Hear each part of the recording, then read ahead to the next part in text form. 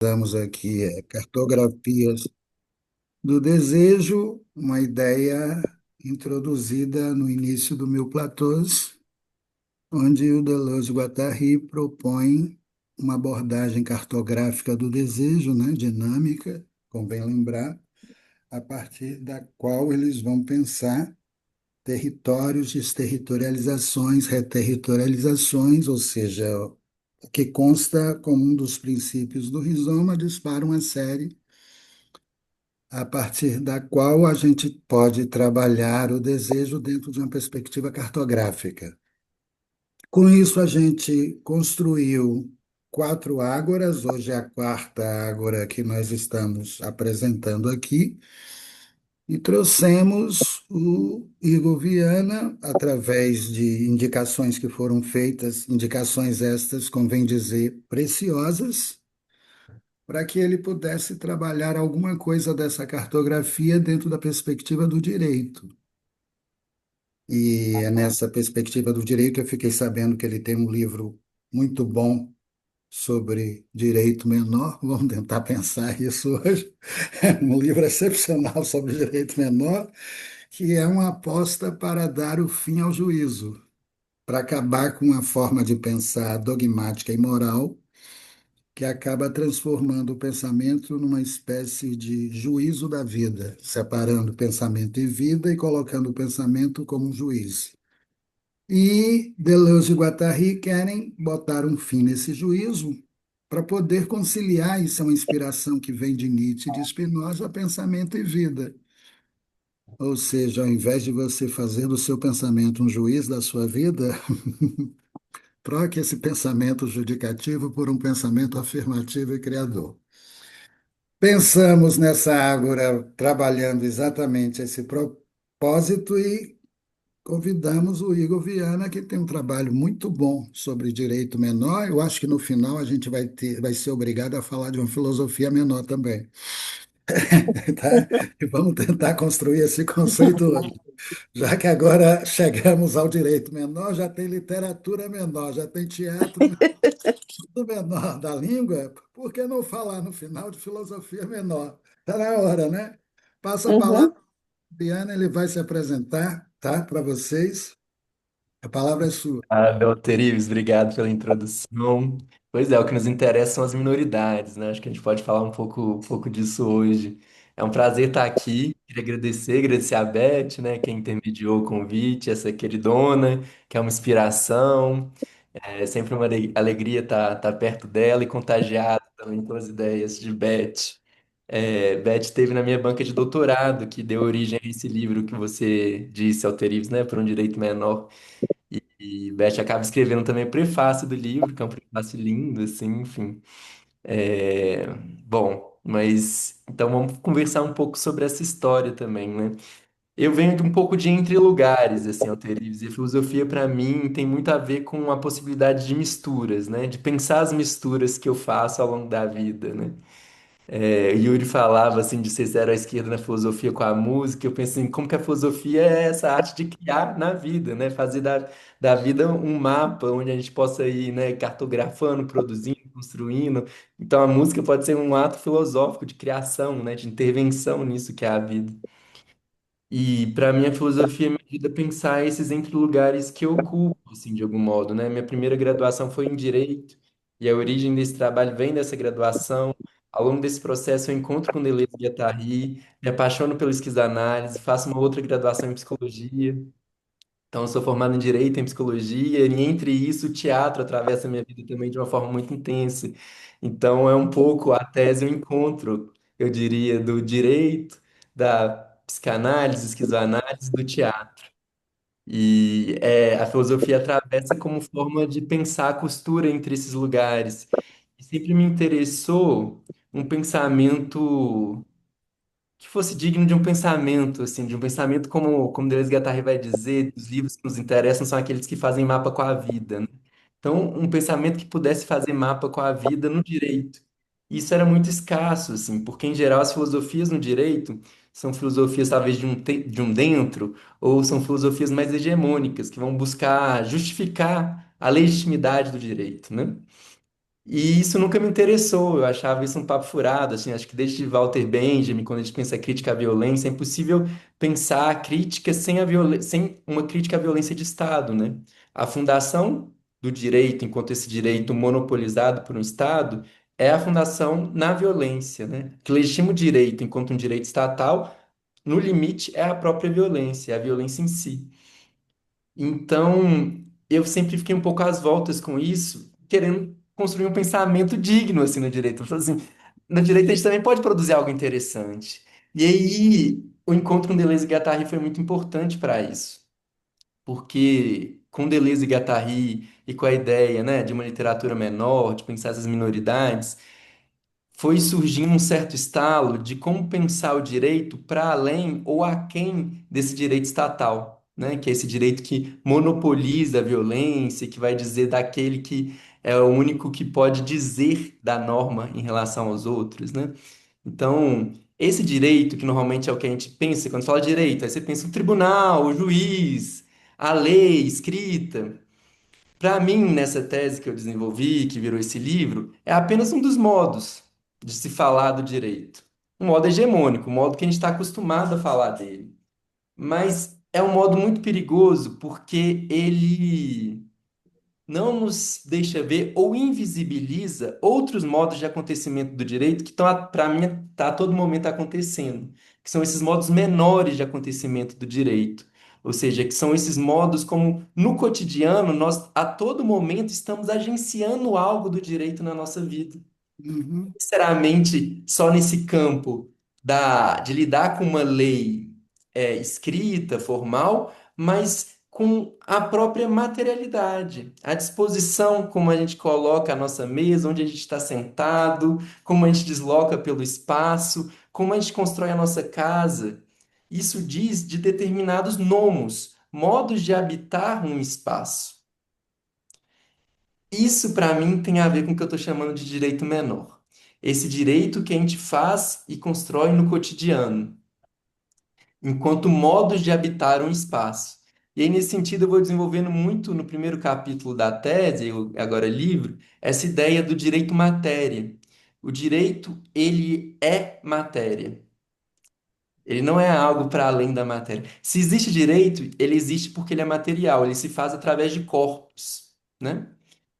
E isso, inclusive, no nível molecular, se a gente vai pensar o inconsciente molecular com Deleuze e Guattari, inclusive no nível molecular, pensar, e aí talvez acionando Nietzsche também para o nosso debate, como que no campo de força, para mim é isso, assim, um pouco a minha tese. Se a imanência ela é atravessada por um campo de forças que vai, de alguma forma, atravessando as matérias e dando uma forma ou outra, o direito é como aquilo que orienta essas forças para mim, o que dá algum direcionamento a essas forças. E por isso tem uma dimensão molecular mesmo do direito, que é muito anterior e aquém disso que a gente está falando do direito tribunal, que seria um direito maior, né? E me parece que essa dimensão nos convoca a uma atitude ético, estético, política em relação ao direito, mas também em relação à vida, porque permite pensar as articulações de violência que se dão também nesse nível molecular de um agenciamento do direito, enquanto aquilo que vai atravessando a vida. Então, as dimensões de racialidade, de gênero, sexualidade, tudo isso vai, de algum modo, compondo esse campo também do direito menor através de ações que são muito invisibilizadas ou não perceptíveis, se não se cria um campo expandido da percepção para lidar com isso que nos atravessa. Então, o convite a pensar o direito menor é também um convite a um posicionamento ético, político, estético diante uhum, da vida. Inclusive, um convite a, de alguma forma, repensar e questionar esse lugar já posto do direito, né? Como se o direito fosse o tribunal. E eu tô dizendo assim, ó, peraí, talvez não, talvez o direito é muitas outras coisas que não só esse tribunal. E essas outras coisas a gente está cotidianamente operando, agenciando, chamando, convocando. Então, se é possível ainda pensar, eu acho, dignamente no direito, é deslocando um pouco desse lugar de legitimação do direito estatal. Porque o direito estatal, ele é máquina de violência. O direito estatal, ele é a violência em ato, na medida em que ele é a própria, talvez, dimensão edipianizante do direito, né? Ele é aquele elemento que, de alguma forma, vai cristalizar esses fluxos, vai, de alguma forma, pré-determinar a orientação das forças desse campo, a partir do elemento Estado. E Estado capital, né? E aí a gente pode trazer essa dimensão, né? De como que o capitalismo vai utilizar da dimensão estatal. Mas, então, para pensar o direito, me parece, com Deleuze e Guattari e de uma forma radical, a ideia da minoridade é muito interessante porque nos convida a pensar esse direito que se faz no cotidiano, ou essa língua menor do direito, que não é a língua do Estado, ou que não se resume a ela. E que aí tem uma potência interessante de poder deslocar essa violência do Estado. Quando você fez o convite, você até comentou, né, do massacre no Rio, enfim, das operações policiais, como que isso é a visibilização explícita, né, do que é essa violência do Estado, né? O Estado se faz através da violência. Mas me parece que resumir o direito ao Estado é um erro ou talvez uma opção tática pouco interessante para a gente. Então, a tese um pouco aposta nesse lugar. E, bom, abrir para a gente poder ir conversando também, senão eu vou falando aqui. Tá bom, tá bom. Vou fazer algumas perguntas também para a gente fazer Sim, a palavra circular, né? A ótimo. ideia que você tenta colocar através do direito menor parece estabelecer no campo do direito uma política, e é uma proposta do Deleuze e do Guattari, né? Porque Sim. eles ampliam essa política no sentido, inclusive, de, no meu Platô, estabelecerem uma política na esfera do desejo, onde situam de um lado um polo esquizo-revolucionário, do outro lado um polo fascista e paranoico. Essa política do desejo, de alguma maneira, ela já vem sendo trabalhada no antiédipo, no meu Platão, ela vai ganhar a lógica das multiplicidades que os dois autores vão tentar implementar. Isso, para mim, é importante, por isso que eu estou relembrando o que ele está colocando na questão do direito, porque normalmente a gente não politiza o direito quando a gente deveria politizar. E o Deleuze, quando fala de opções minoritárias, ele ainda tem uma outra ideia subjacente a essa, que é diferir minoria de devir minoritário. Ele Hum. vai colocar na esfera do devir a revolução, né? E é nessa esfera do devir revolucionário, como eles dizem mesmo, que ele vai situar a questão da minoridade. Só estou lembrando porque ele faz uma distinção entre maioria, que é um conjunto vazio, minorias, e ainda aí na minoria e o devir minoritário. Eu me lembro de alguns momentos em que eles dizem isso e trabalham esse devir minoritário dentro de uma perspectiva que sejam dos dois autores, né, que a gente vai tentar desdobrar. E chegam num determinado momento no esquizo lá do antiédipo e nos nômades do meu Platôs, que eu acho que aqui tem uma pergunta para você também. É isso. Muito A gente interessante poder seria isso. pensar esse nomadismo na esfera dessa minoração que você está Isso. colocando. Isso. Porque, em alguma medida, eu acho que essa operação da minoração do direito é um processo também, a gente poderia chamar de uma certa esquizofrenização do direito também, que recusa esse polo paranoico que seria o polo estatal.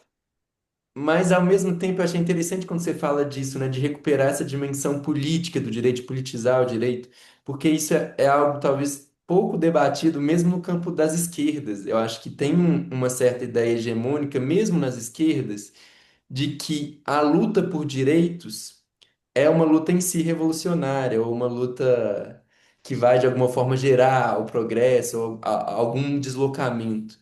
E me parece que se a gente não tem um debate à crítica da violência do direito, o que a gente faz ao lutar por direitos é, na verdade, nos capturar, né?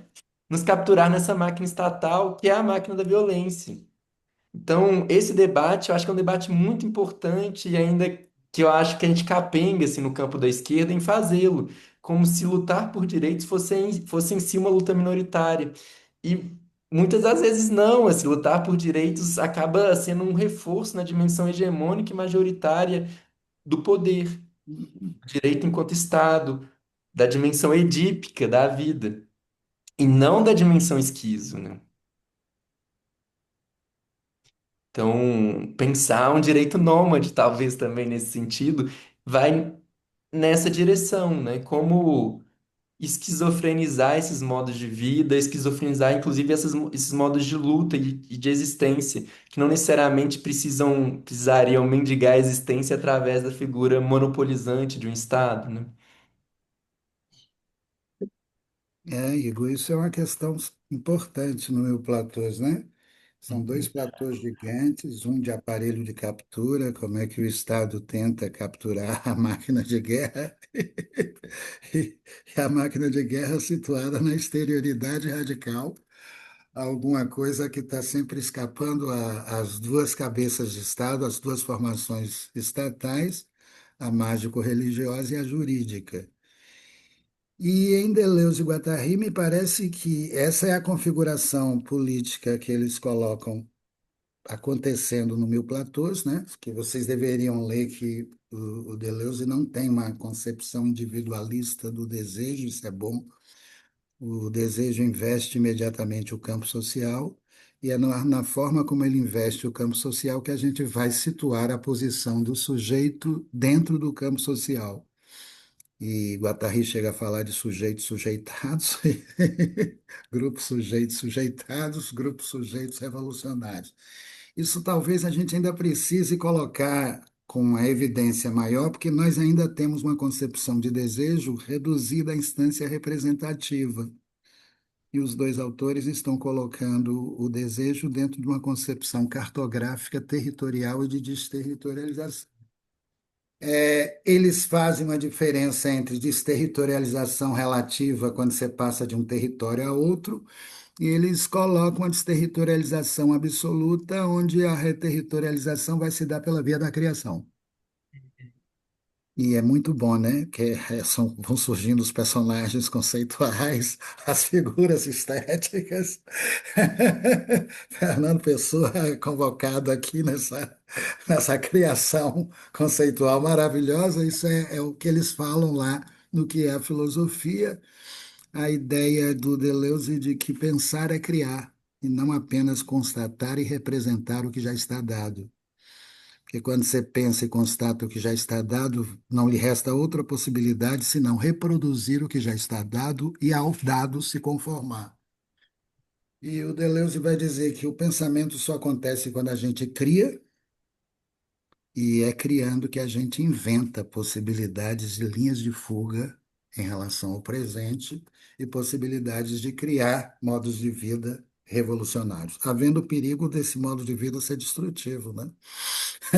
Às vezes Não há garantia, não é garantia. o Paulo pode ser fascista também, fascista e destrutivo. E se há esse perigo, e o fascismo é uma posição perigosa de desejo, que é pura destruição, ele chega a ser suicidário, talvez a questão seja configurar o desejo dentro de um polo revolucionário. Vou te provocar mais uma vez e a gente abre para o debate, tá bom? Pode ser Tá assim? ótimo, Tá tá bom. ótimo. É isso, né? E pensando assim, quando você falava com o antiédipo também, né? Como que ali Deleuze e Guattari vão propor essa dimensão esquizo como limite absoluto ao capitalismo, né? No sentido justamente como você coloca, dessa dimensão de uma desterritorialização absoluta enquanto criação. Criação de algo que não seria tão recapturável, reterritorializável pelo capitalismo, né? Então, parece que essa é uma direção importante, né, Alterice, que você aponta, de como também escapar das dimensões representativas. São as dimensões do poder que, de alguma forma, recaem sobre a vida, né? E essas dimensões representativas nos capturam e nos retiram da experimentação. Tem tudo a ver com o subtítulo do livro, né? Por que para dar um fim ao juízo, né? Para um direito menor, para dar um fim ao juízo. Porque o juízo é justamente esse modo do pensamento que nos retira da experiência, né? O juízo é a transcendência operando por si. É esse outro de fora. superior, transcendente, que vai, de algum modo, dizer, prescrever uma conduta, né? Então, como a nossa experiência passa a ser subordinada a uma transcendência, né? E aí, a direção de um direito menor é justamente escapar também dessa lógica, que é a lógica do Estado, que é a lógica representativa,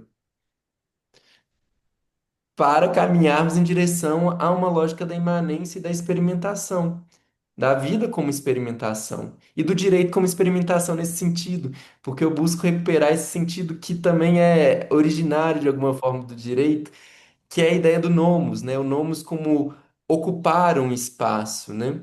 No direito se recupera muito um teórico que é o Carl Schmitt, que vai dizer dessa originalidade da ideia do direito através do nomos como uma forma de ocupar e repartir a terra. Mas eu recupero na tese uma pérola assim que vira até o epílogo, que tem um pesquisador grego contemporâneo escreveu um livro, um calhamaço, assim, mais de 1.200 páginas sobre o nascimento do nomos.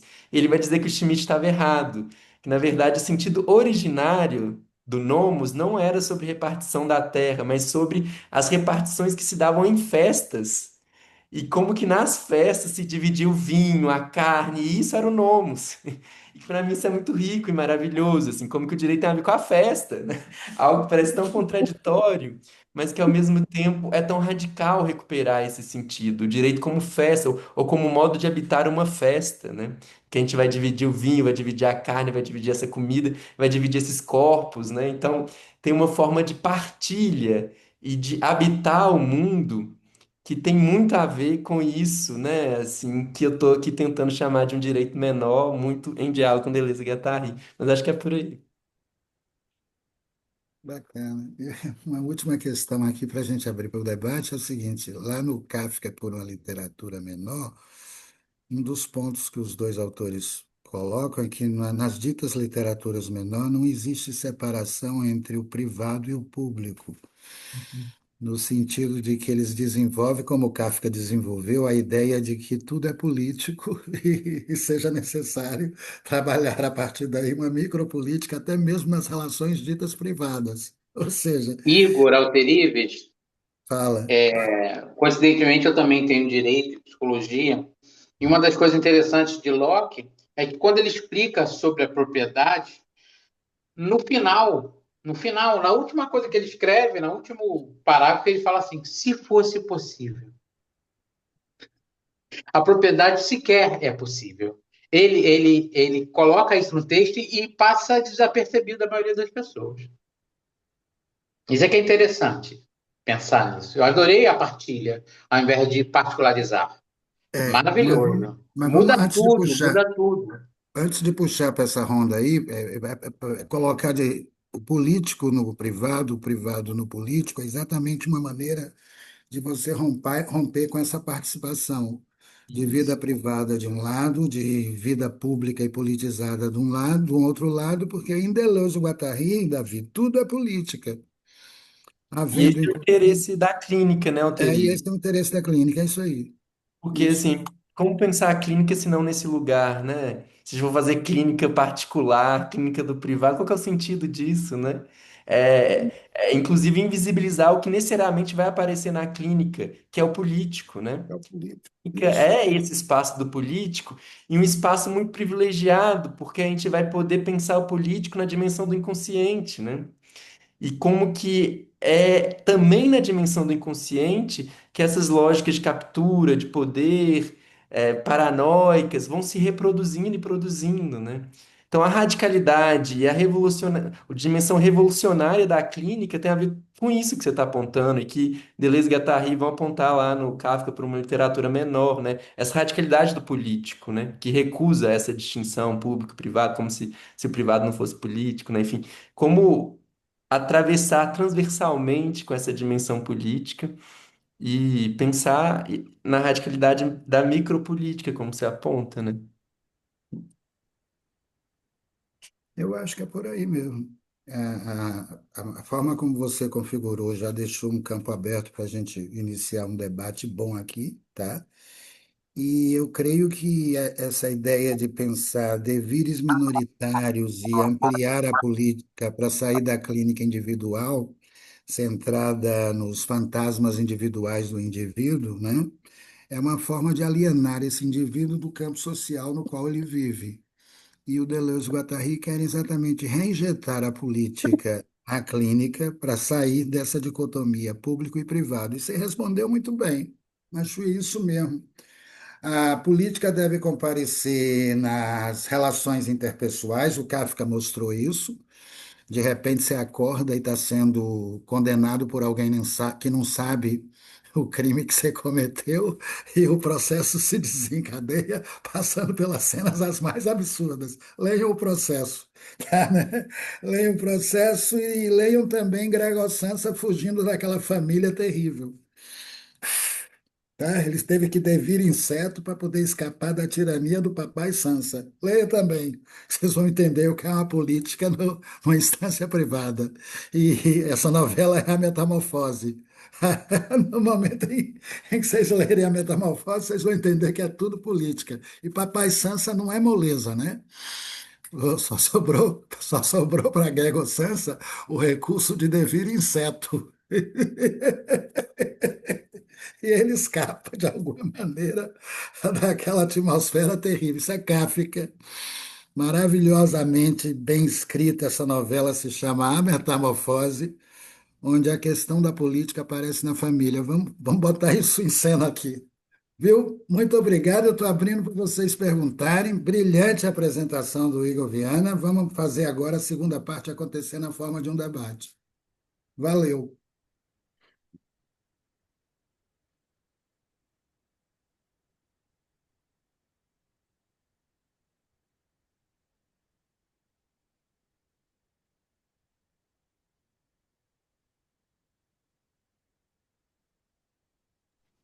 Bom, a Daniela tinha falado para botar a mãozinha, eu botei a mãozinha, mas eu vou tirar essa mãozinha que está me atrapalhando de ver.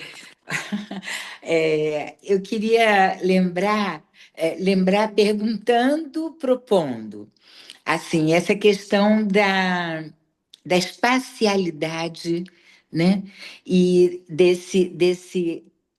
dessa travessia, que também o Kafka anuncia num conto daqueles de uma página e um parágrafo, que é a partida.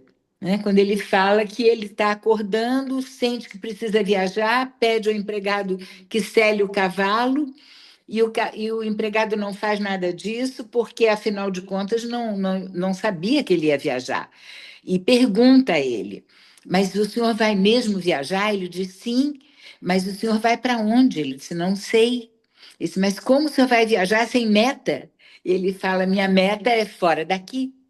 E ele então diz: bom, mas o senhor pelo menos sabe se é uma viagem muito longa ou curta, porque eu posso lhe preparar provisões? Aí ele diz: não, não, ao contrário, minha viagem é tão longa que eu preciso ganhar do caminho. Né? Então, assim, de fato, eu acho que o Kafka é um cara que conversa com essa proposta da conversa de hoje, né? E que o Igor traz com essa tese dele, esse livro dele e essa questão do direito pensar de uma outra maneira. Então, eu queria te pedir para falar um pouco mais do espaço, né? Do espaço. Vamos lá. Você quer falar, Alterives, antes? Não, a sua fala, esse Pode espaço me falar. interessa também. Muito bom. O espaço é talvez onde parte um pouco a tese, assim, né? Em diálogo com o meu orientador, foi uma pessoa muito importante, querida, que é um grego, professor lá em Londres, na Universidade de Westminster, que é o Andreas Filipopoulos Mihalopoulos. Que é, talvez traz algo interessante, assim, para vocês, que para tensionar também um pouco o debate, Alterives, e de escutar fazendo uma dobra já, eu vou responder ainda do Beth, mas ele diz algo que ele fala que é o canto que se repete, que é uma coisa que vem com Nietzsche, e que vai um pouco na contramão, pelo menos a princípio, na fala dessa ideia do fora, que ele vai dizer assim, there's no outside, não tem um fora, o que tem é a imanência. Então, isso me move muito, assim, e eu aprendi muito com o Andréas também, de que direito a espaço, essa é a tese central dele lá na tese dele de 20 anos atrás. Direito a espaço. É, E o que que ele está querendo dizer com isso? Que os espaços são configurados de tal modo que agenciam normas, que agenciam relações. Então, um muro diz a divisão de um lugar. Se pode entrar, não se pode entrar. Para entrar, vai ter que fazer alguma operação, talvez, para passar por esse muro, bater uma campainha. A janela que se abre ou se fecha diz sobre uma abertura ou um fechamento. A espacialidade, ela é impregnada de direito nesse sentido. E o direito só existe nessa espacialidade. Então, por isso, direito é espaço, espaço é direito. E aí a gente pode radicalizar essa dimensão de espaço, que aí talvez é um pouco o movimento que eu faço na tese, assim, que é pensar a matéria, né? Assim, direito é matéria. Inclusive, os nossos corpos são atravessados e constituídos pelo direito, são dobras do direito. Hum. E assim como a gente dobra o direito nos dobra, se nos dobra, o direito se nos é, com Clarice Lispector, né? Então, assim, o direito e a espacialidade é uma conversa de muita intimidade mesmo, desse encontro que, para mim, se dá através de uma dimensão de dobras. O direito é uma dobra do espaço, assim como o espaço é uma dobra do direito. Nesse sentido, enquanto uma materialidade que carrega uma dimensão também normativa. Então, poder pensar o direito menor é também levar a sério e com radicalidade essa dimensão do espaço. Tem lugares, por exemplo, que talvez a gente sinta mais a presença do direito. Sei lá, quando você vai fazer um voo internacional e você vai passar por um aeroporto, por uma alfândega, e aí você tem que tirar sua roupa, você vai passar ali num controle, num detector de metais. O direito mostra toda a sua força, explicitamente, né? Ele está ali se revelando a toda prova, né? Tô presente. Se intimide, sinta medo. Você não vai passar daqui ileso. E ao mesmo tempo tem lugares que a gente acha que a gente está assim, não, o direito não está tanto aqui, né? Você vai lá, sei lá, no seu café de preferência, num sábado à tarde, tomar um café, comer lá, aqui em Minas, a gente vai comer um pão de queijo, uma broa quentinha. Eu tô aqui tranquilo, nesse espaço acolhedor, né? O direito não tá aqui, né? O direito tá lá no aeroporto, tá na prisão. Mas como que, mesmo em dimensões mais banais, assim, como o contrato de compra e venda daquele pão de queijo ou daquela broa, o direito tá ali operando algo. Para não dizer do modo em que a espacialidade é distribuída nesse espaço, né? Então, a gente está a todo momento agindo através das espacialidades, né? Uhum. E aí, bom, o Andrés vai criar um conceito também interessante para pensar que são das atmosferas. Ele tem dois conceitos, que é o do cenário do direito, que é onde talvez a gente consiga visibilizar essa presença normativa, e as atmosferas que de alguma forma vão invisibilizando a presença normativa. E a gente vai criando, e as atmosferas também são construídas por nós, né? Nós, com nossas ações, vamos naturalizando essa presença normativa na nossa vida, e muitas vezes invisibilizando. Afetivamente, a gente deseja também. Quem quer lembrar que a gente está todo momento manobrando um direito, produzindo um direito, agindo normativamente? Às vezes a gente quer viver, né? E aí, afetivamente, a gente vai construindo essas atmosferas onde o direito se invisibiliza. E muitas vezes essas invisibilizações também são muito violentas, né? Então, a operação crítica, aí para talvez dialogar com Foucault, que pode a crítica, é um pouco deslocar essa lógica de visibilidade e invisibilidade do direito ou do poder, como a gente quiser chamar, mas é na visibilização e invisibilização de determinadas lógicas espaciais que a gente pode produzir a crítica, ou linhas de fuga, ou outras dobras, mas que para o Andrés, que foi esse orientador, nunca é um fora, é sempre uma outra dobra. E aí eu jogo a provocação para você, Alterives. Eu gosto desse assunto, porque esse problema do espaço raramente é trabalhado na filosofia contemporânea, e o Deleuze trabalha com Guattari, né? Onde eles separam um espaço nômade, um espaço liso de um espaço sedentário, é bem interessante aquilo. E no final eles criam uma palavra genial chamada geofilosofia, que eu adoro também.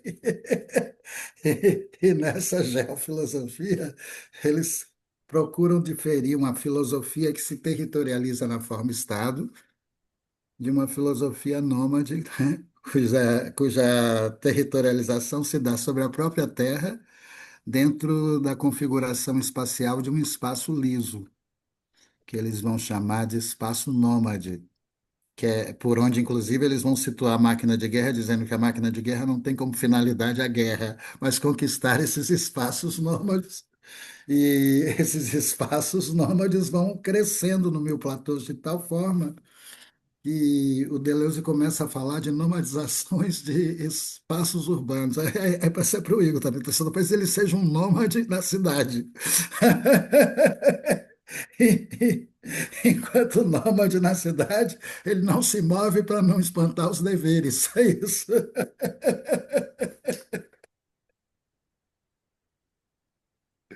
Estou certo? Muito Acho que sim, bom, né? Arthur Ives, muito bom. Eu acho que é esse convite, né? O nomadismo urbano também, como habitar esses espaços, produzindo espaços lisos. Mas aí também, de novo, lembro com Deleuze e Guattari, se não me engano, no final do Mil Platôs, lá no último volume, eles vão dizer algo assim que me marca muito, assim. Não basta produzir um espaço liso para nos salvar, né? Então, pensando nessa lógica mesmo, né, assim, talvez do ritornelo, né, do que se territorializa, do que se desterritorializa deslocando algo, né?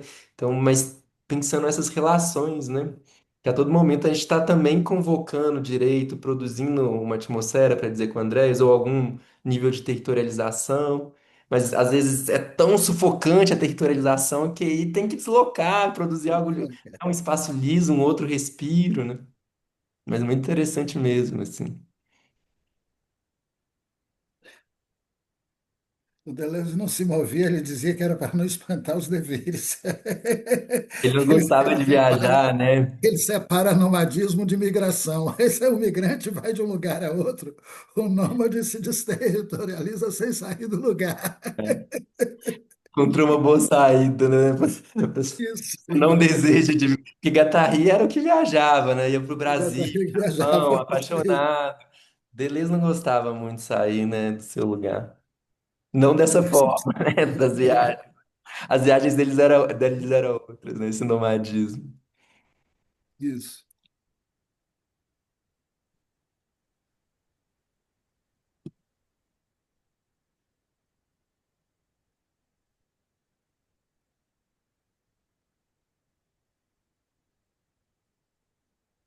A Ana Maria tá com a mão levantada, É, não sei se você quer falar mais também, compondo aí, enfim. é Ana Maria. Então, várias questões, né? Enfim, eu andei pensando, né, até lendo um pouco sobre, não sei, assim, eu pensei assim que a lei, né, essa questão da lei, a lei é meio que uma ficção, né? Meio que uma ficção útil, né? Uma ficção útil. E aí, né, pensando na literatura, né, o Kafka ele mostra que o direito maior falha, né? Aquela lei que nunca, aquela lei que nunca vem o tempo inteiro, ele fica esperando algo que é aquela máquina burocrática que fica adiando, adiando e nunca vem, né? Hume mostra como os hábitos criam as regularidades, né? Kant tenta salvar a moral universal, né? Naquela crítica da razão prática. E Deleuze fala de uma, digamos assim, a justiça, né? A justiça, de repente, estaria mais ligada ao desejo, né? Porque emerge do corpo, né? É uma questão que não vem de cima, acontece. É a questão do acontecimento, né? Eu acho que é isso que você está falando, Igor, não sei. Mas mais ligado aos pequenos gestos do dia a dia. Eu estou falando isso para pensar uma questão assim, como viver entre os outros sem nos aniquilar, né? Essas coisas que a gente está vendo hoje em dia, né? Um profissional de um trabalho que aniquila duas mulheres, né? Eu trabalho, enfim, na polícia militar, vendo as operações, essas coisas de morte, né? Mas para pensar também como essas máquinas sociais, né, capturam o desejo, né? É o que eu falei na agora passada, e transformam o desejo, é, na verdade, transformam o desejo em outra coisa, né? Transformam o desejo em utilidade, né? E como que é sempre provisório os pequenos gestos que a gente pode fazer cotidianos desse direito menor, né? Por exemplo, essa questão me marcou muito, dessa questão da psiquiatria, por exemplo, considerar alguém que é, de alguma forma, por exemplo, falando desse homem, né, essa pessoa que matou as professoras, né, a psicóloga e a professora, que foi considerado alguém apto, né, a nível de, digamos assim, de saúde mental para voltar a trabalhar. Mas ali estava em questão algo que ultrapassava uma questão de saúde mental, né? Era uma pessoa que tinha questões é, de misoginia, né? É uma questão assim, porque você ser misógino, você ser ter outras, isso não é uma questão de saúde mental, né? E como a instituição responde a isso, afastando 120 dias, uma medida cautelar, e como isso não é conversado de uma outra forma. Porque, assim, está na lei que você pode afastar aquela pessoa 120 dias, mas se o psiquiatra falou que ela pode voltar, ela volta. E como eu tenho problemas lá também no meu serviço, quando eu vejo que o policial não tem condição nenhuma de voltar para a sociedade, né, armado. E como fazer, né, quando o psiquiatra, porque minha pior minha questão principal lá é trabalhar isso com a junta médica, que eles colocam pessoas adoecidas para trabalhar, adoecidas assim, que não querem trabalhar, que estão adoecidas, não podem trabalhar, não querem mais trabalhar armadas, porque não têm condição, não querem mais estar armadas na rua, preferem trabalhar de um outro lugar e com pessoas totalmente reacionárias, doidas, estão trabalhando armadas.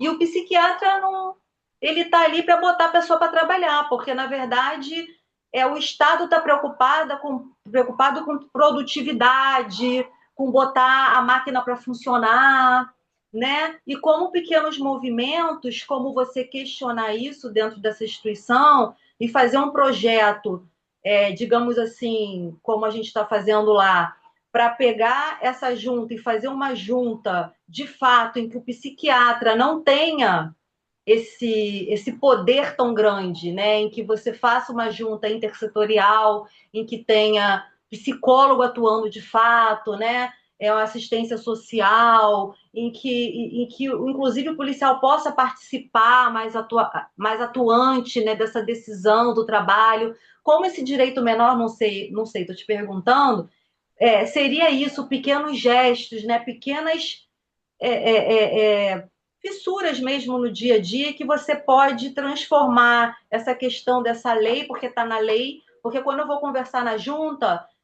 não, mas a lei é essa. Não, mas o psiquiatra ele não pode botar, ele pode, o papel dele é falar que está apto e não está apto, né? Então, assim, tudo muito preso à lei, né? Qualquer coisa que você questione, não, mas está na lei. Como é difícil isso, né? Como é difícil as pessoas se desprenderem dessa questão desse direito maior, digamos assim, né?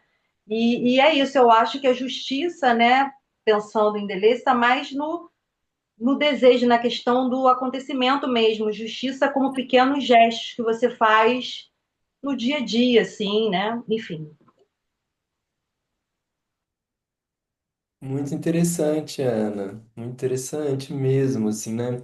Eu acho que é um pouco nessa direção que você aponta, né? Como pensar esses deslocamentos, essas fissuras, porque é isso, né? O direito hegemônico, o direito maior está aí. E ele também nos convoca muitas vezes a lidar com ele cotidianamente, nas instituições, nas lógicas, de lidar com esse poder que também se materializa, né? Através dessa dimensão maior do direito. E aí, o direito menor é também isso. Ele não é só um modo de lidar com o direito maior. O direito menor, o meu orientador, e no caso, ele vai dizer, né, que o que eu chamo de direito menor é a vida, né? É um modo de lidar com a vida. E como a gente lida com a vida nesse momento em que a gente tem que também lidar com o Estado, o direito menor nos convoca a essas fissuras que você aponta. E talvez essa eu chamaria aí o Foucault para o debate, assim, como pensar esses deslocamentos, fissuras, como uma operação da crítica. Isso. Vai lá, Alterides. Não, mas completando só, é que o Foucault notou que, às vezes, o direito maior está a serviço de relações de poder, naquela formulação que ele estabelece de lei e legalismos, que os legalismos devem ser apropriados na esfera do direito menor para colocar a lei, tá certo? Em evidência e o que que ela está tentando proteger. Foi Foucault que construiu isso, e o Deleuze coloca isso num livro dedicado a Foucault, né? O pai, lei e legalidade é substituído pelo pai legalismos leis.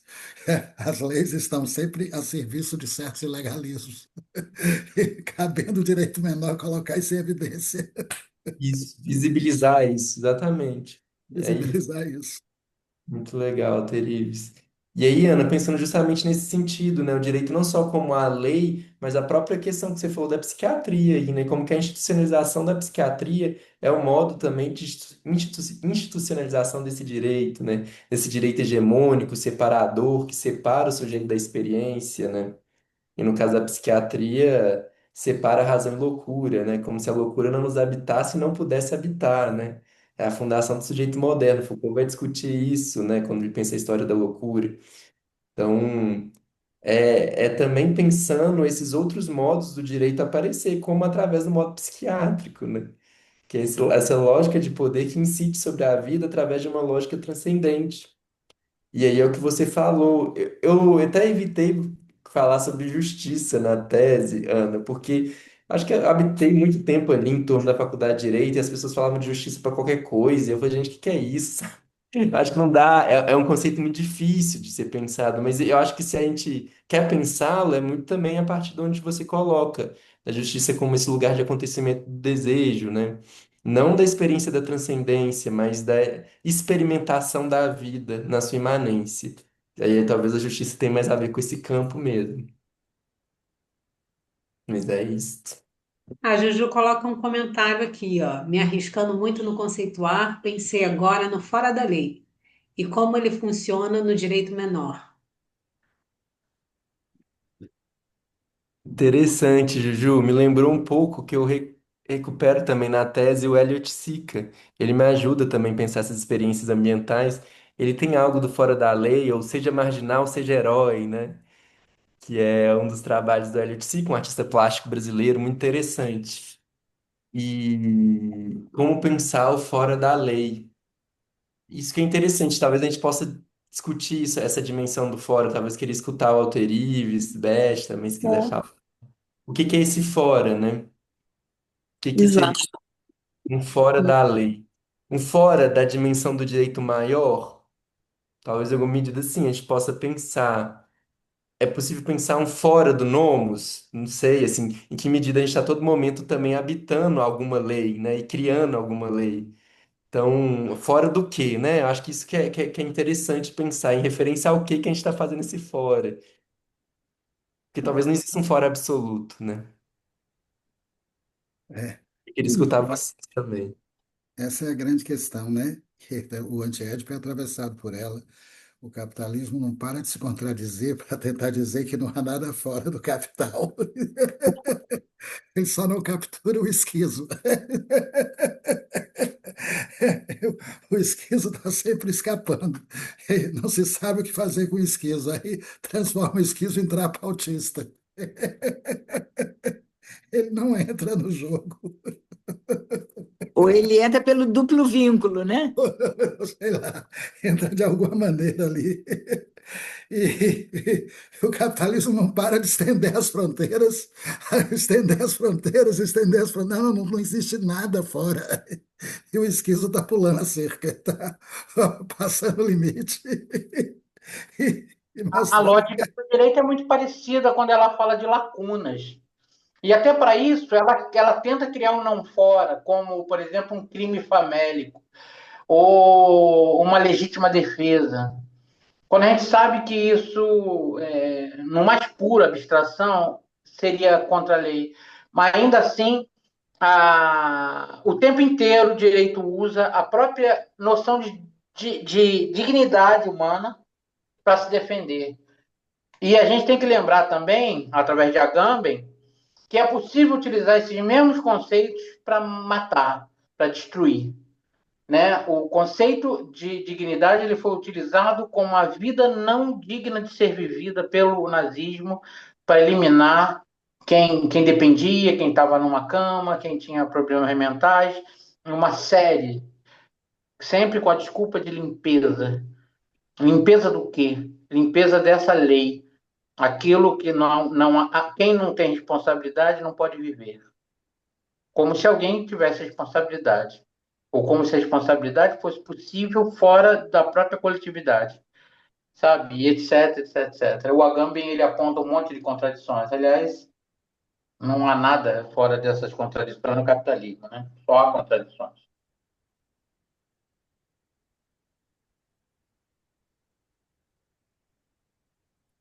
É, é, continuo me arriscando aqui muito, mas ao ouvir isso, eu penso imediatamente numa discussão que está muito moderna, muito contemporânea de eutanásia, de direito a terminar com a vida e o quanto isso pode ser considerado fora da lei, né? Quer dizer, não normatizado, então precisa ser normatizado para poder ser, enquanto é só Quer um dizer, é para gesto, retirar de você o gesto seu não direito serve. ao corpo. Para você não ter direito ao seu corpo. Você não pode dispor do seu corpo. Mas quando é um alguém que pode definir que o outro, no fascismo, por exemplo, não merece viver porque não atinge as normas, aí pode. Ou seja, existe algo sobre a normatização que está sempre fora e está sempre na mão do outro, que não na mão do próprio agente, né? Que não na mão do próprio ser ou do pequeno gesto do Você direito. me lembrou alguma coisa como tudo isso é puro artificialismo, é puro artifício. E se a gente não entender isso, a gente acaba achando que isso é absoluto, que isso é universal. E é importante lembrar exatamente isso que você fala, que tudo é artificial, tudo é artificialismo, tudo é artifício. Um mero artifício. O direito é um artifício, o capitalismo é um artifício. E se a Mas a gente gente, levar isso como absoluto, a gente não constrói nada, né? mas a gente vive sob esse jugo, né? Claro, aliás, a gente se coloca sobre esse jugo, a gente permite. Muito interessante, gente, Na verdade, debate. o que o Agamben está pensando é a violência do Estado, poder soberano, que faz valer um estado de exceção e declara que um certo sujeito foi reduzido à condição de vida nua, de vida matável. Não me parece que seja essa a posição política do Agamben, me parece muito pelo contrário, que o Agamben está colocando em evidência o estado de exceção, preparando alguma coisa que mais tarde. Para o Agamben é uma crítica, né? Era, é uma crítica, deixa eu colocar, e pelo menos está sendo colocado dentro dessa perspectiva, onde ele leva o problema da violência para a instância do Estado. É isso. Me parece que é essa a questão. O Homo Sacer inaugura isso e ele vai criar uma série trabalhando exatamente isso. Um soberano, um poder soberano que suspende a regra e faz valer uma lei onde nessa lei ele declara que certos indivíduos não merecem viver porque eles foram reduzidos à condição de vida nua e vida nua é vida matável. De onde ele partiu? Do campo de concentração, do Holocausto, Auschwitz. Foi daí que ele trabalhou uma série que foi inaugurada pelo Homo Sacer, Poder Soberano e Vida Nua, e desenvolveu essa série. Me parece que ele ficou nela um tempão. Desenvolveu essa série, acho que ele foi gostando de desenvolver, e o Homo Sacer virou uma série de diversos livros. O que resta de Auschwitz, ele vai falando estado de exceção e tudo mais. Aqui o que a gente está propondo é a contrapartida disso. desestabilizar essa intenção do Estado fazer valer uma transcendência através de um poder soberano, esvaziar esse poder soberano dentro de uma perspectiva minoritária. E parece que essa é a tensão política que o Igor está trazendo para a gente. Não permitir que o direito fique tão somente na esfera do Estado soberano, mas que a gente possa pensar práticas de direito na esfera nômade, onde a transcendência do poder estatal seja aí questionada, seja colocada em confronto, colocada em evidência, para que a gente possa. É como o Deleuze fala, né? Tem um que tem que ser amputado, não é N-1? Não é assim? O um que tem que ser amputado é o aparelho de Estado. Amputou o aparelho de Estado, as multiplicidades começam a surgir. Com o aparelho de Estado, as multiplicidades ficam, de alguma maneira, subordinadas ao poder soberano. A fórmula é N-1. Essa é a fórmula do rizoma. Tira o um, que tudo funciona. Com o um lá em cima, aí nada pode funcionar. Tem que descer do alto, Brilhante, né? Pericles, brilhante. Acho que a tentativa da tese é fazer isso, né? Amputar esse um. Mas é muito interessante o que Marx diz também, em diálogo com Juju, né? Assim, porque é isso, né? Como pensar essa ficção? É uma ficção, né? A lei, o Estado, mas é uma ficção operacional, né? Que produz efeitos. Eu acho que é essa tensão também no debate entre Marx e Juju, que é uma criação, é uma ficção, a gente se sujeita a ela, mas aponta isso, e Juju também está dizendo, ó, pô, mas isso opera efeitos, né? Eu tenho que lidar com isso, de algum modo. Então tem uma tensão também nesse lugar, né? Porque Édipo é uma ficção, que não significa que ele deixa de produzir seus efeitos cotidianamente, né? Então, assim, o Estado também mas produz os seus efeitos de violência a todo momento. E aí o direito menor é uma tentativa da gente pensar modos de lidar com essa violência, né? De deslocar, de articular de outros modos a violência. Eu acho que é uma... Igor, Vai lá, Márcio. você me lembrou agora o Lacan. E a Ah, gente, ele tem uma frase engraçada, né, que de vez em quando alguém começa a falar e responder a ele usando o grande outro. E ele lembra que o grande outro não existe, que é só uma suposição teórica. E a gente faz a mesma coisa com o direito, né? Não existe um direito maior de verdade, né? Só existe o direito menor enquanto ação no mundo, né? No mundo de verdade, né? E na realidade uma coisa que a gente faz e constrói o tempo todo é permitir isso, que alguma coisa que não existe de verdade atue com uma força maior do que aquilo que está ali na minha mão, sabe? O pequeno poder, inclusive, de um policial que agride só porque é meu, esse poder é meu. Enquanto que a gente usar o poder como algo eminentemente nosso e não como um gozo, né? Enquanto que a gente não entender isso como gozo, como prazer, a gente vai usar ele mal. Não sei se eu estou certo ou errado, mas é como eu tenho tentado elaborar, sabe?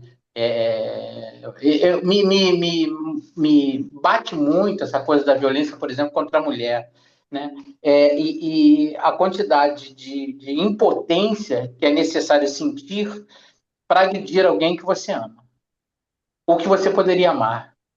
E o que acontece é que eu não sei. Há um grande não sei utilizar isso. E aí eu me expresso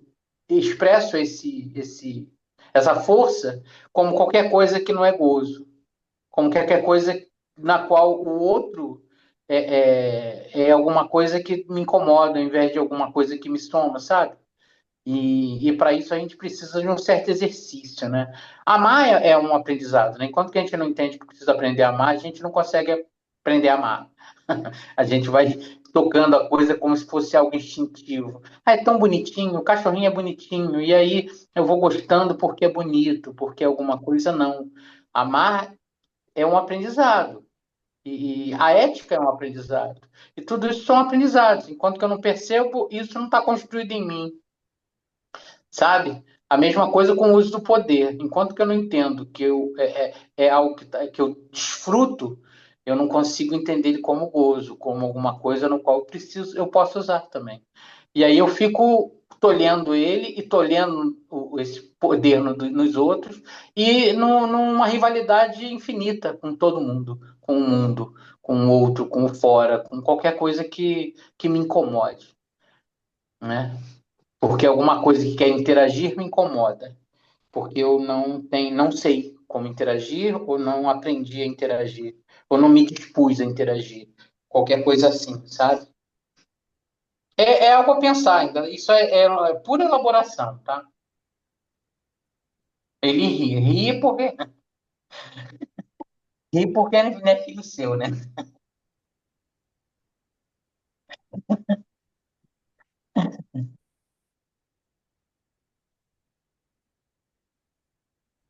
Eu, eu não sei, eu acho que essa questão da violência, desse não reconhecimento do outro, tem a ver com uma lógica de ter que representar algo, né? Representar uma masculinidade, representar, voltar a ter poder de algo, né?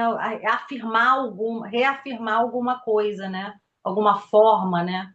Não sei. E aí a pessoa quer retornar ao mesmo o tempo inteiro. E aí ela precisa destruir algo para afirmar algo dela, né? Então, assim, se algo vai mal nela, ela tem que destruir o outro, porque o problema dela está no outro, está fora, né? Nunca, ela não questiona, né? Assim, eu acho que é uma questão egóica, uma questão do eu, é esse eu, é tudo. A pessoa não pensa ela não pensa fora dela mesma, né? Ela não cria nada novo, na verdade não quer criar, na minha opinião.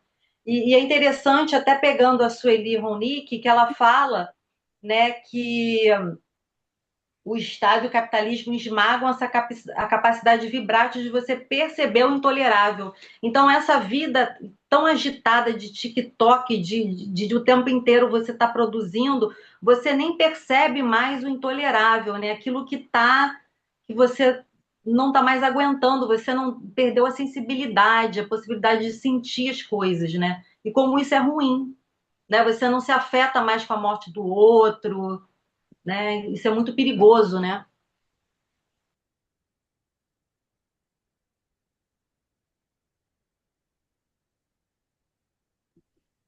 Tem algo interessante nisso, né, que Mars e Ana colocam, de pensar, junto com Alter Ives, né, como que essas dinâmicas de violência estão alicerçadas numa lógica também representativa, né, numa lógica da transcendência. Então também se cria um ideal de eu, né, o que é ser homem, né, diante dessa mulher. E a partir desse ideal, que é furado por excelência, porque nunca alcançável e nunca será, uma das respostas possíveis para o furo do ideal é a violência no outro, né? Que seria uma forma de reafirmar um poder na medida que eu subjugo esse outro com o qual eu convivo, ou digo amar, né? Mas aí há, na verdade, uma negação da experimentação como campo de imanência e a afirmação, me parece, de uma lógica transcendente do juízo, que é uma lógica de violência, né? Uhum.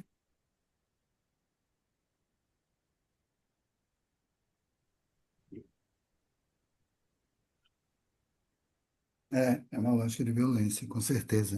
E o maior problema é você só ter uma possibilidade, né? Essa possibilidade que eu coloquei aí. Para muita gente, só isso é possível. Eu eliminar o outro é uma maneira também de tirar essa obrigação de mim.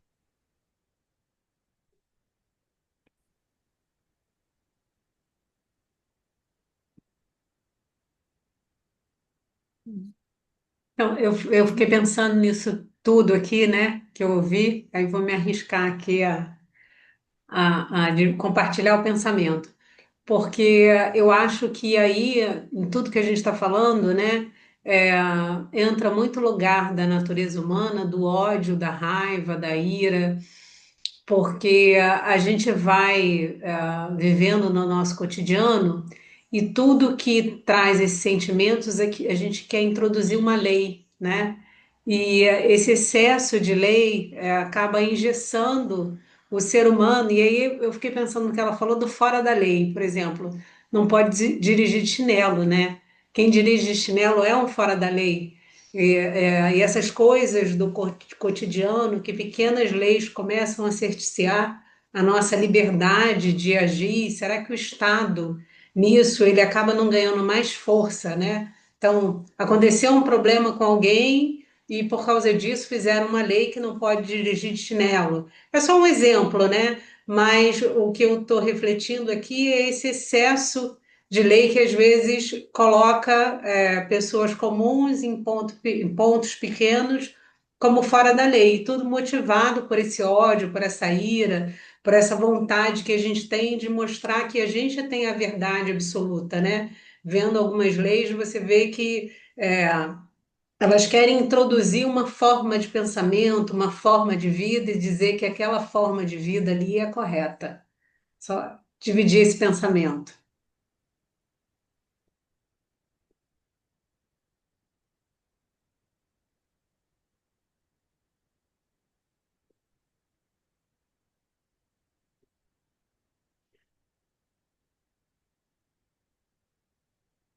Deixa eu formular uma pergunta aqui, tá? Pegando carona no que a Daniela colocou, que é o seguinte: a gente estava discutindo transcendência e imanência, que é importante discutir, mas há um momento em que Deleuze e Guattari dizem que o capitalismo cinicamente habita a imanência também. É diabólico isso.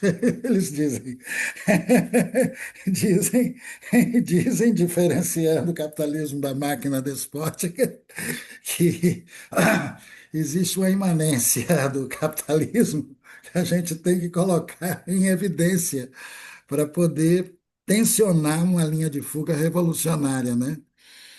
Que é cínico, a máquina capitalista é por natureza cínica.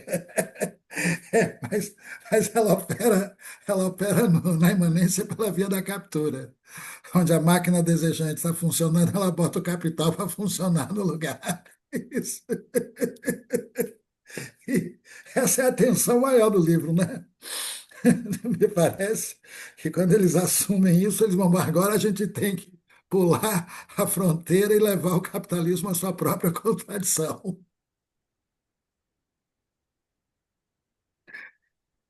E é bem interessante que é um fora dentro, um dentro fora, é uma tensão que a gente tem que encarar de uma maneira séria para não cair fora feito um romântico e virar vida matável. É isso. Essa é a ideia. Tem, tem que encarar de uma maneira bem sutil, que é uma fronteira móvel também. Assim como a máquina estatal se move para capturar, tem que haver sempre um lado de fora que ela não consegue capturar completamente. E é isso que cria o desespero dos dirigentes do aparelho de Estado. Tem algo que escapa. Já era o desespero do Platão diante do simulacro. Pensa que aprisionou, está escorrendo entre os dedos.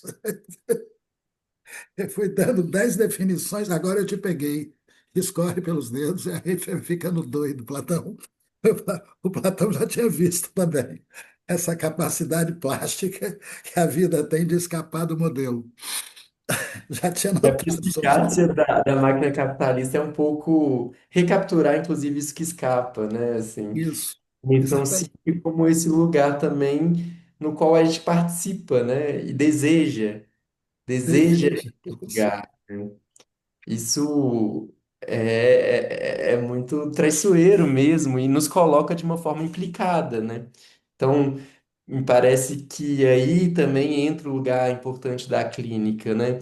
Não há como pensar deslocamentos dessa lógica que não sejam pela clínica, né? Se o desejo é coextensivo ao campo social, e eu acho que essa é a grande tese também do antiédipo, é impossível pensar rearticulações do campo social se não pelo desejo, né?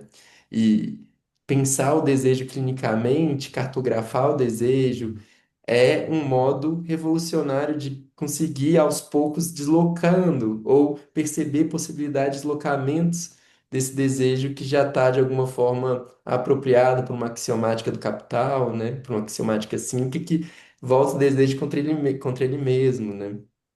Então, as armadilhas são perspicazes, né, do capitalismo.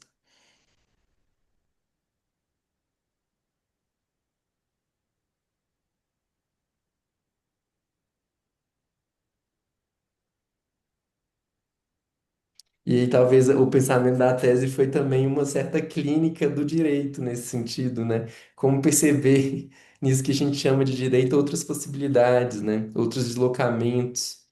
Que aí é isso, talvez dá uma dobra na crítica do direito como violência, que é a crítica muito bem desenvolvida por Benjamin, por Agamben, já citado aqui, para a gente pensar também esses outros modos de exercício do direito ou de exercício da vida, né? Que não necessariamente precisam estar a todo momento capturados ou referentes a essa lógica do direito maior, né?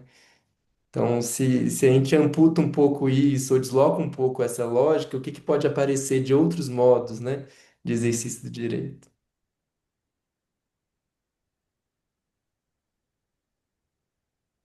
Eu não sei se o que eu vou falar tem sentido com isso, mas evocou a memória da talvez a mais do que transgressora, a mais potente das bienais, eu acho, que foi essa, não só cujo título é genial, Cartografias do Impossível, né, de 2023, como ela operou uma rasteira no direito, porque ela operou com direito menor, porque quem fez o espaço de oferecer alimento, seja no bar, no café, como nos almoços, que eram com três tipos de prato, para vegano, para vegetariano e para carnívoro, num espaço de Bienal onde mais ou menos 1.000 pessoas por dia, foi a ocupação 9 de julho. E isso me pareceu uma rasteira no direito genial, que a ocupação 9 de julho sempre foi super perseguida, com a polícia na porta, com porrada, com violência. Então, conseguir fazer cartografias do impossível, e mais do que um título poético, ser uma operação nas entranhas, né? Do que é talvez o mais transgressivo do uso dos direitos à arte, né? Então, assim, para mim, a Bienal, assim, de fato, foi 100% uma operação de revolução mesmo, um devir revolucionário daqueles. Adorei. Eu fico pensando quantas vezes a gente vai abrir mão de uma revolução pelo simples fato de tentar deixar a coisa ir, atribuindo uma evolução qualquer à sociedade, como se a sociedade pudesse dar uma resposta sem a gente. E a gente pudesse só ficar esperando que a coisa acontecesse. Que é o que a gente vê, né? Ah, isso vai acontecer, isso e o capitalismo vai evoluir, isso, as pessoas vão evoluir, a cultura vai evoluir. E a gente abre mão de uma revolução. Quando tem o direito ali, o pequeno direito na tua mão para você fazer o que você quiser com ele. Entendeu? A liberdade está ali. Mas por que que eu vou viver? E a gente abre mão de ter essa resposta. E fica num deserto enorme.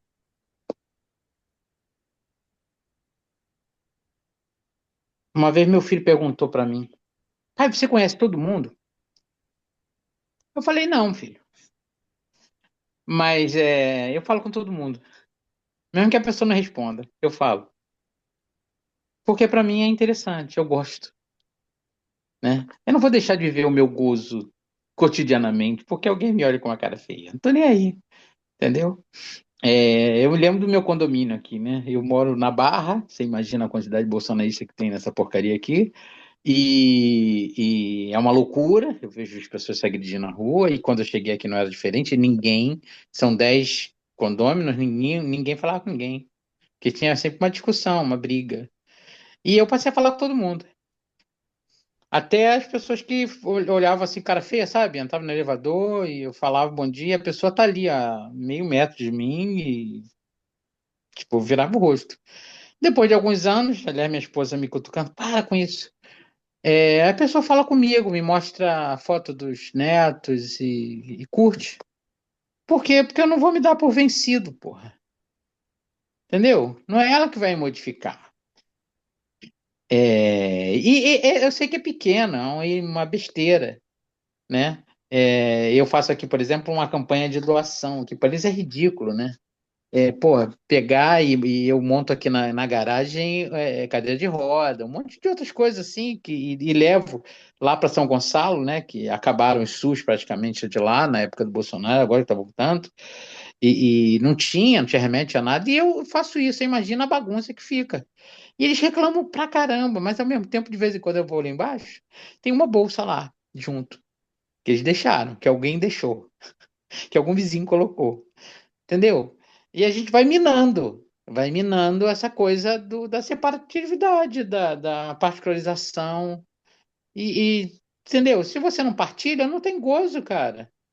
Não tem gozo. E a gente tem que encontrar novas formas o tempo inteiro de gozar. E se isso é revolução, né, Beth?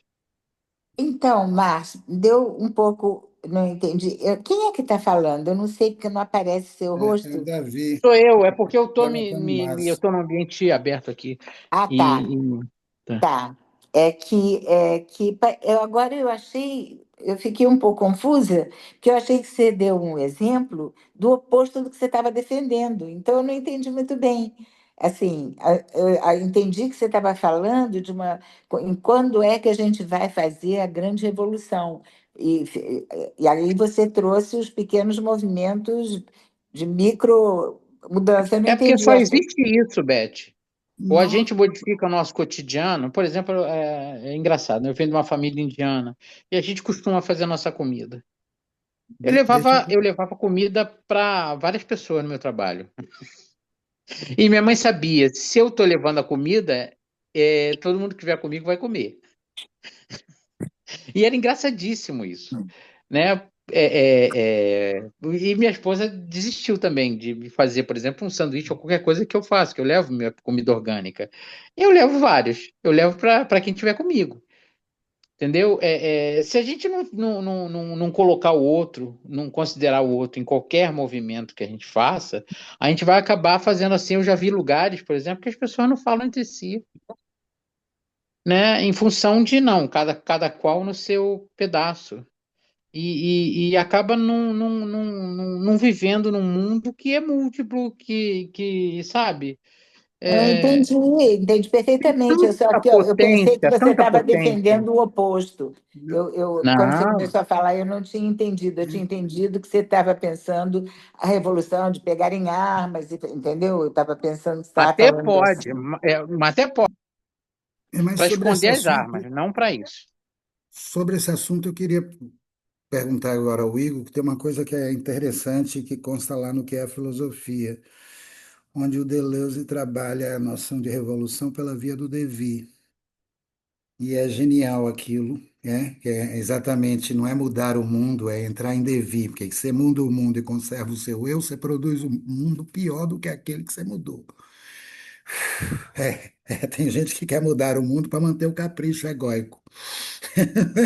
E muda, e o eu permanece o mesmo. A ideia que o Deleuze faz funcionar com Félix Guattari está lá no Geofilosofia, né, quando eles começam a trabalhar a revolução pela via do devir, e não se trata de mudar alguma coisa, mas de entrar em devir. E entrar em devir para chegar ao devir minoritário, porque não existe devir de maioria. Todo devir é minoritário. É aí que a gente vai encontrar a questão da revolução e não na reivindicação de um mundo melhor. Aliás, o homem tem um mundo que merece.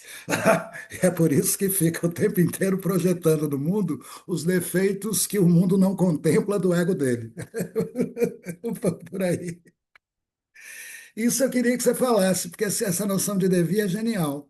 Viu? É genial mesmo, Alterives. E acho que combina muito com o pensamento de Beth também, né? Só a device minoritário. Acho que tem uma radicalidade importante aí, né? Que é isso. Isso é o revolucionário, né? A possibilidade de entrar em acontecimento, entrar em devir, né? Isso é micropolítico, isso é radicalmente clínico também, né? E que desloca, de fato, os alicerces de determinados modos de produção como capitalista, né? Édipo é uma formação do inconsciente que atende ao modo de produção capitalista. O eu é uma produção eminentemente capitalista, né, que atende aos interesses do capital. Então, eureka, né? O eu é só um restinho, um cocô da máquina. Quem diria isso, acho que é o Barenblit, né, Beth? Gregório Barenblit, eureka, né? Assim, o eu, ele é esse estado que algo se percebe, mas logo se esvai, né? E conseguir habitar esse devir é um aprendizado também, uma prática e uma experimentação de si, né? E isso é a dimensão radicalmente revolucionária. Talvez o que eu também brinco aqui com a ideia do direito menor é um pouco um convite a essa experimentação do direito em devir, né? Do nomos in devir. Também é um convite a entrar em devir, né? A que a gente possa entrar em devir com direito, com as nossas normas, com as nossas composições. A Beth gosta de lembrar, né, que a lei do contato, a lei do contrato nunca abolirá a lei do contato. Então, assim, é isso. O direito maior nunca abolirá o direito menor, porque é o direito menor, é o direito da experimentação, do contato, que permite tudo acontecer, que é o campo de imanência, né? É através dele que o real se produz também. Então, muito interessante, Alterível, sua colocação, que me convida a pensar nesse sentido mesmo, assim, como que minha tese também me parece ser um convite a esse entrar em devir que você recupera ali no que é a filosofia, com Deleuze e Guattari, como um modo revolucionário, né? Esse nos permitir entrar em acontecimento, em devir e em composição com esse nomos, que a gente está a todo momento se dobrando com ele, né? Muito obrigado. A ideia de fazer existir, não julgar, né? É o título do prefácio que a Beth escreveu, exatamente. Tá aqui. Fazer existir e não julgar. É, Aqui. É isso aí. Beth Pacheco, é ela mesma. Esse livro é lindo, Não Igor. julgar. O livro, o agenciamento entre Andítias de Matos, você, o Filipopoulos, o Andréas, é um atravessamento, é puro contato desejante, é pura invenção. Maravilha, velho. E você se soma a essa invenção, né? E abre esse livro fazendo a invenção, né? Não é dizendo dela, mas fazendo, né? Fazer existir e não julgar. Que eu achei que era muito legal encontrar Igor e essa produção esse dispositivo que o Alterives faz rolar, né, e sendo o último do ano para poder anunciar um 2026 numa pegada de fazer essa conexão, Igor, Alterives, esse pessoal que é muito bacana, assim, uma pegada como cartográfica e transdisciplinar. A palavra que eles botaram e recuaram, migraram para interdisciplinar, que é trans mesmo. A gente vai colocar nessa transversalidade, o pensamento só acontece aí. No lado de dentro da fronteira só tem reprodução do que já foi pensado. Pensar é pensar no limite entre o já sabido e a ignorância mais radical. É como Deleuze trabalha, né? A gente só pensa quando a gente for forçado a pensar. Ninguém pensa no elan de um gosto ou de uma vontade. É preciso um acontecimento que force o pensamento a produzir. E quando o pensamento produz, a gente começa a compreender, tá? Que nem tudo está dado e que o que está dado talvez seja a reprodução de piores pensamentos, os pensamentos os mais velhos e os mais caducos. E o Deleuze soube brilhantemente chamar de imagem dogmática e moral do pensamento. É preciso ultrapassar essa imagem e colocar o problema na esfera do pensamento, e você foi brilhante hoje com a questão do direito, tá? Para a gente não cair numa certa imagem reacionária que quer de direito se impor como universal, quando na verdade ela não é. É uma imagem dogmática construída por intermédio de uma moral que foi atravessando a filosofia. Platão faz parte dela, o senhor René Descartes, de uma maneira insuportavelmente, faz parte dela. Depois esse treco migra para o século XVIII, entra na dialética hegeliana. Nossa, o pensamento do Estado nunca teve tão forte como em Hegel.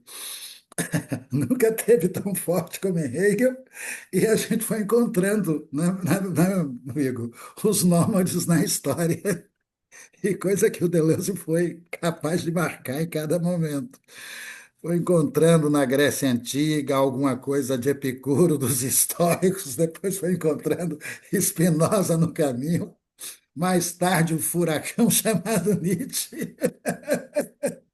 E todos eles, de alguma forma, souberam que a doença da humanidade, de alguma maneira, é organizada pelo aparelho de Estado, que ele reina sobre tudo aquilo que ele consegue capturar, dominar e sujeitar. E Deleuze marcou isso no Tratado de Nomadologia de uma maneira brilhante. Hoje nós tivemos uma aula, viu? Inédita, direito menor. Uma aula inédita, direito menor, ele não escreveu. Ele falou de ciência menor, ele falou, tá certo? De literatura menor, de teatro menor.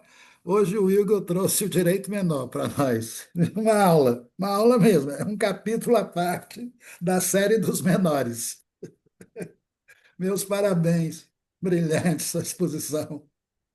Muito obrigado, Alterives. Eu agradeço demais, assim, essa troca de hoje, essa tarde de sábado com vocês. Eu acho que é isso, né? Entrar em Devi também é nos colocar em composição, em emaranhamento com o outro e com as outras ideias, né? Acho que a experiência da Ágora, que hoje pude participar, tem muito disso, né? Assim, de convocar também o pensamento a entrar em devir nessas composições transmultidisciplinares, né? E é aí que o pensamento pode, de fato, se colocar em acontecimento, né? Então, muito obrigado, agradeço demais o convite, Beth, Alterives, uma alegria estar com todos vocês aqui também, gente. Muito obrigado. Valeu. Igor, qual o nome do seu livro? Chama Por um Direito Menor, uma aposta no fim do juízo. Foi publicado pela editora Dialética, que é aqui de Belo Horizonte. E aí vocês conseguem, inclusive, acessar gratuitamente pelo site da editora a versão online do livro. Então, está Tá, disponibilizado gratuitamente porque foi um edital da própria UFMG e aí eles disponibilizam gratuitamente. Então, quem quiser ter a versão digital consegue baixar pelo site da editora. Mas você, obrigada. Igor, você é professor em Belo Horizonte da PUC, não da UFMG, né? Você fez doutorado na Isso. UFMG, mas você é professor da PUC, de E BH, o doutorado foi na UFMG e foi aí na a tese foi UFMG. É, publicado por um edital na UFMG, mas hoje eu sou professor na PUC, aqui na PUC Minas, na pós de saúde mental. Aí eu dou é, disciplina de biopolítica e história da loucura lá. é. Maravilhoso. Alterives é professor na PUC do Rio. Do Rio. É, É. estamos aí entre Rio e Minas, então, né, Alterives? É. É isso, entre Rio e Minas. Então, isso aí. Muito bom. Valeu. Gente, obrigada. Acho que a gente chegou aqui na última Ágora com um assunto completamente diferente, né? Mas fechando esse bloco, né? Foi. Valeu também. Agradeço a todos vocês, a todas, a todos, ao Igor, à Beth, todos que contribuíram para esse início de filosofia contemporânea. Filosofia nômade, vamos agora nomear assim. Né? Não falamos hoje, mas é nômade. É seguindo o direito nômade, a chamada filosofia menor. É isso. Que é uma filosofia que tenta pensar a experiência da liberdade dentro desse limite, nessa passagem ao limite, onde o ato de pensar se converte na criação, que partimos da premissa de que resistir não é lutar contra, resistir é criar, né? E a ideia de criação foi uma ideia que o Deleuze colocou de uma maneira muito correta no momento em que ele usa o conceito de resistência oriundo do Foucault para diferir a noção de resistência que o Foucault pensa da noção de resistência trabalhada a partir de uma luta bélica, de uma disputa pelo poder. E Deleuze não usa a palavra resistência, ele gosta mais da linha de fuga. Ao gostar de linha de fuga, eles logo assinalam o perigo. Ó, cuidado com as linhas de fuga suicidárias. Esse é o perigo da terceira linha. E vocês não entrem numa destruição total e numa espécie de autodestruição de si no final. Cuidado. Ah, né? A ética dessa filosofia menor que vai constar no futuro foi a ética que ele colocou hoje, creio eu, se eu entendi bem, quando trabalhou o direito menor. Exato. Parabéns mais uma vez, viu? Valeu. Muito obrigado, gente. Eu disponibilizei aí no chat o link para quem pediu do livro.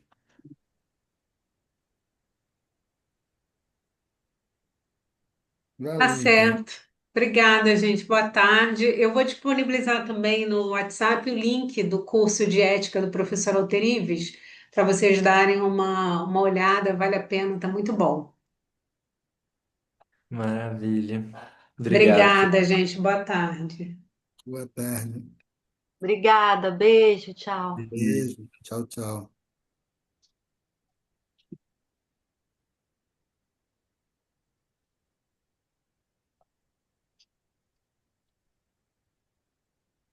Valeu.